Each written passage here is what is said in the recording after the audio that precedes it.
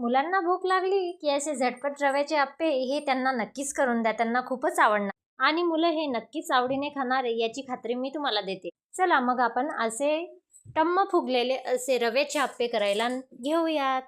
मग आता मी इथे बाउलमध्ये 1 वाटी रवा घेणार, दही पण घेणार आपण, मीठ घेणार चवीनुसार आणि सोडा घेणार त्यात टाकायला आणि छान बॅटर असं तयार करून घेणार आणि त्या बॅटरला आपण 5 ते 10 मिनटं रेस्ट करायला ठेवून देणार. पाणी टाकून आपण छान बॅटर हे तयार करून घेतलेलं आहे.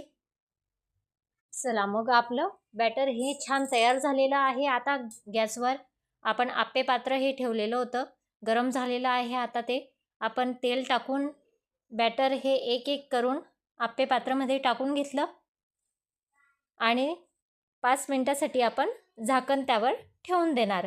5 मिनटं झाल्यानंतर आपण चेक करणार. मग त्यावर तेल टाकून आपण त्याला पलटी करून घेणार छान चमचीने. बघा आता पलटी करून घेतले मी. अजून त्यात तेल टाकून आपण त्याला 5 मिनटं झाकण ठेवून देणार.